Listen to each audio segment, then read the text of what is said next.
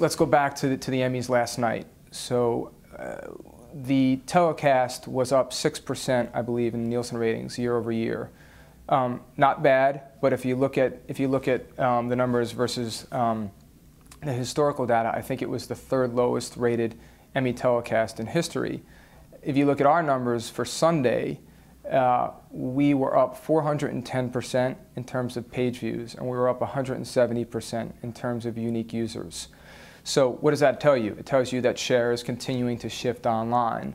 And things like the Grammys, the Emmys, the Oscars, the Golden Globes, that type of long-form programming really works well on the internet. What I mean by that is we have this awesome opportunity to condense and curate and present a really compelling experience in 10, 15 minutes, right? So instead of sitting through a 3 or 4 hour telecast, you can log on to Yahoo TV and be brought up to speed on what happened last night on the Emmys in 10 to 15 minutes.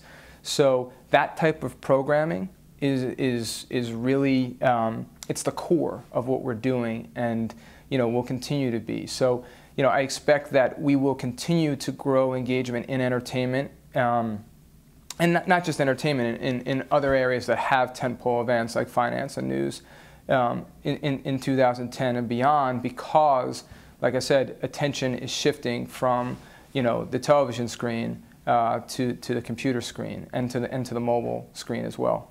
Carol's been very clear that Yahoo is the world's largest online media company, and she's dead on. Again, if you look across news, sports, finance, entertainment, we're number one in all of these categories in terms of reach. And the incredible thing is that we're growing significantly year over year. If you look at Yahoo Sports, we're up 20, 30, sometimes 40% month over month, and the gap between number one and number two is actually widening.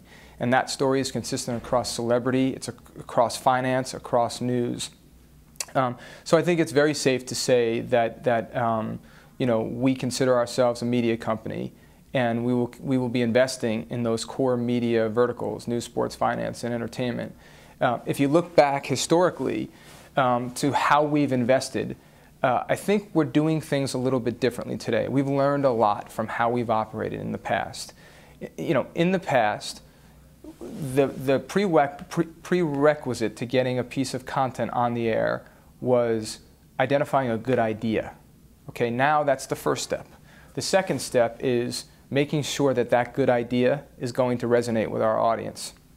Without that, we're not going to do it. So I think that's how you differentiate Yahoo from a TV network. For the most part, I think TV networks, they enter pilot season, they take pitches, they identify good ideas, then they invest in them, and then they hope that the pilot is going to test well, and then if it does, they pick it up, and then they run it, and then they hope it's going to work.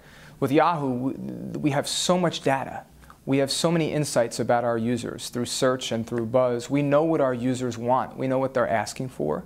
So we have this unique ability to program to those needs and to those wants and desires. So that's really an advantage that we have. When we launch a program, we pretty much know it's going to work, right? We know that our users are asking for it. So it's no surprise to me that Tech Ticker's a success, or Sports Minute, or Good Morning Yahoo, or Prime Time, Daytime, and No Time.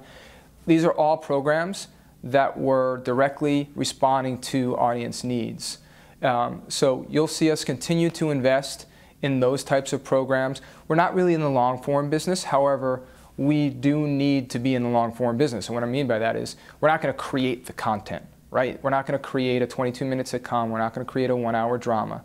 However, through partnership, we want that content on our site, because if we really are a starting point in our verticals, and entertainment is a great example, you have to be providing access. You don't necessarily have to be creating the content or producing the content, but you have to be providing access to that content.